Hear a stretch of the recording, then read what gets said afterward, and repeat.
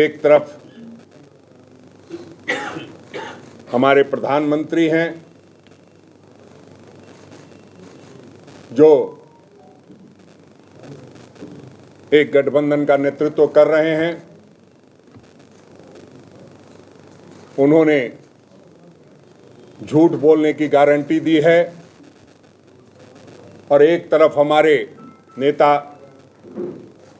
आदरणीय राहुल गांधी जी हैं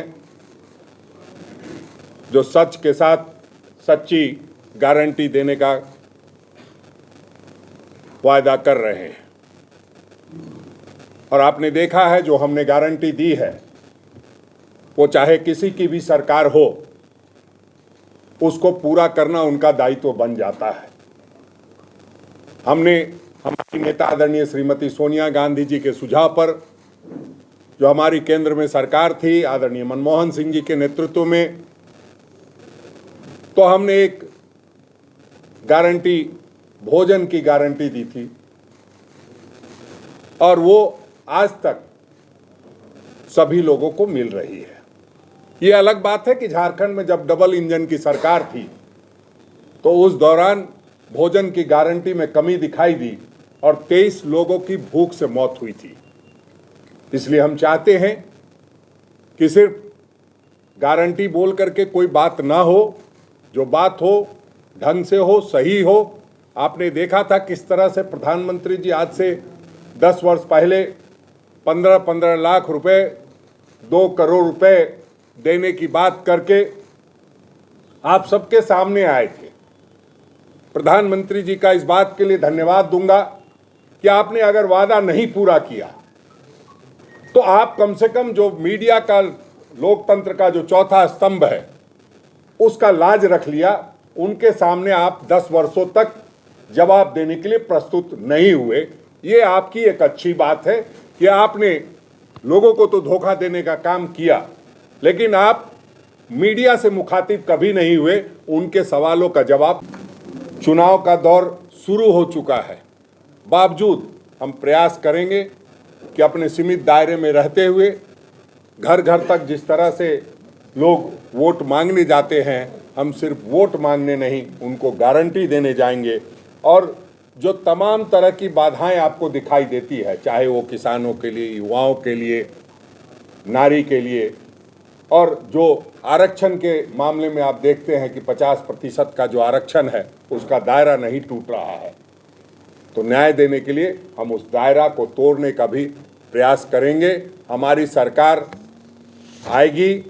आप जानते हैं कि जब केंद्र में सरकार बनती है तो उससे बहुत सारी चीज़ें सुलभ होती है, चाहे रोजगार की बात हो।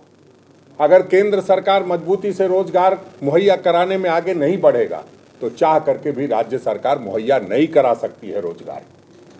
ये फैक्ट है, इसको समझने की ज़रूरत है।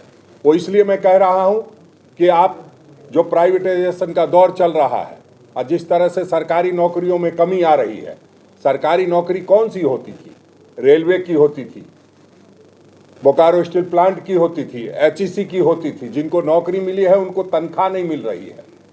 तो ऐसे तमाम लोगों को हम लोग गारंटी देने के लिए जो आदरणीय राहुल गांधी जी ने गारंटी दी है वो उसका हालात बदलेगी, इस बात को हमें विश्वास है। इसलिए इस बात को हम कह रहे हैं कि राहुल जी जब पहले भारत जोड़ो यात्रा का शुरुआत किए थे,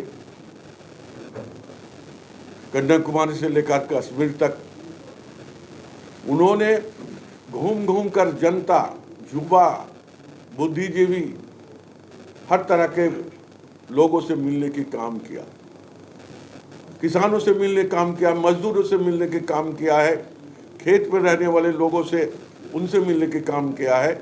और दोबारा फिर उन्होंने भारत जोड़ो नई यात्रा का शुरुआत किया और इस यात्रा में भी उन्होंने मिलने के काम किया।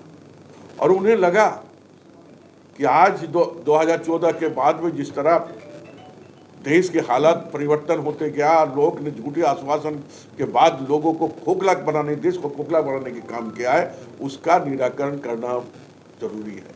और उन्होंने उसके बाद दूसरा जो यात्रा हम लोग शुरू किया था, भारत जोड़ो नई यात्रा, युवाओं के नए, नारी की नहीं, किसानों की नहीं, श्रमिकों की नहीं और हिस्सेदारी की नहीं। ये 5 न्याय को हम लोगों ने 25 गारंटी में बांटने की काम किया है। आज नौजवान सड़क पर घूम रहे हैं। 2014 में भारतीय जनता पार्टी के नेता मोदी जी ने कहा था कि अगर हमारी सरकार आएगी तो 2 करोड़ युवाओं के हर साल नौकरी देंगे। आज करीब करीब 10 साल हो रहा है, 22 करोड़ लोगों को रोजगार मिलनी चाहिए था, नहीं मिल पाई। लेकिन राहुल जी ने बोला कि अगर हमारी सरकार आती है, इंडिया गठबंधन की सरकार आती है, वैसे नौजवानों को चिन्हित करके हम रोजगार देने की काम करेंगे। हम किसान की बात करते हैं, अन्नदाता की बात करते हैं, उसको रोका जाता है, उसके रास्ता पर कील ठोक दिया जाता है, उसका कोई लेना देना, लोग मर जाते हैं, उसके लिए भी कोई लेना देना नहीं है। और कहे थे कि अब जब हमारी सरकार आएगी, मोदी जी कहते कि हम किसानों के 2 गुना लाभ हम पहुंचाने की काम करेंगे। क्या किया आपने? आप उन किसानों को मारने की काम किया। उन किसानों ने अपने आवाज को बुलंद करना चाहा, जो लोकतंत्र में उसे अधिकार दिया है, उस अधिकार को आप छीनने की काम किया। आपने सड़क पर कील ठोकने की काम किया और किसानों की आवाज को दबाने की बात किया। लेकिन